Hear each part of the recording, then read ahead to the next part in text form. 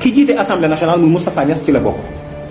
Djibril War aussi ci la bokk ci PGA bi bon y a d'autres députés yoo xam ni peut-être mën na maa yamandu ñoo ci ñoom ndax il faut ñu citer Moustapha Niasse ndax ci la bokk parce que moo jiite assemblée nationale moo jiite institution bi Sénégal kii moom bokk na ci PGA.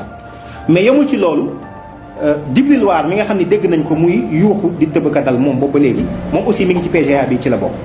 yeneen députés yi des nag xëy na mën naa leen lim après mais ñoom ñaar au moins mën naa leen a ñoom ñoo ngi nii un manuel pour les parlementaires ñoo ngi liggéey ci lii pour daganal mbirum góor jigéen moo tax on comprend pourquoi benn waay génne benn communiqué di wax ni way loi bi nangam dafa loi bi existe na loolu nekkul déedéet. bi ñuy def jotaay bii di seeti kilifa yi bàyyiwuñu kenn gis ngeen ni groupe Benno Bokk Yaakaar ñoom ñoo ñu émarger yi le groupe Benno Bokk Yaakaar laa wax. bii liberté démocratie et liberté groupe parlementaire ñoo ñu ko déchargé ñoom tamit.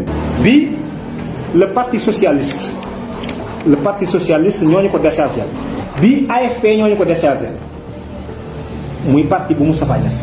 bii bokk gis-gis moo ñu ko déchargé. bii grand parti bu Malick Gakou. bii parti démocratique sénégalais. bii Pastef les patriotes ñoo ñu ko déchargé kon gis ngeen ni ñun génnewuñu kenn bàyyiwuñu kenn kon ñun kenn mënuñoo reprocher ni ñun dañuy politique.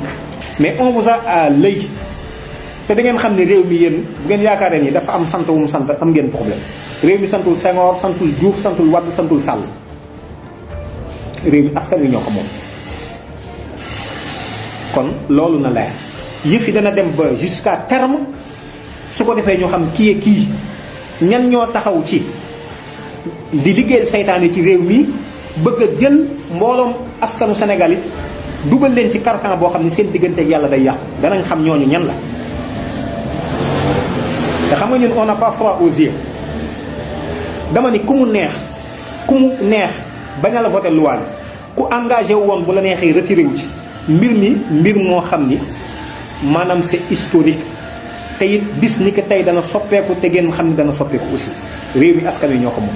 président nan la mën a doone ñun sunu ab surga askan wi jox ko doole gi mu dem te moom fu mu bëggee loi daal di nii léegi ak def leen loi procédure d'urgence mu daal di jàll. askan wi yëpp maase ni lii lañ bëgg ñu ne loolu du fi amee mais on verra incha allahu rabbi loolu moom moo doon waxtaan wi wasalaamaaleykum wa rahmatullah wa barakatu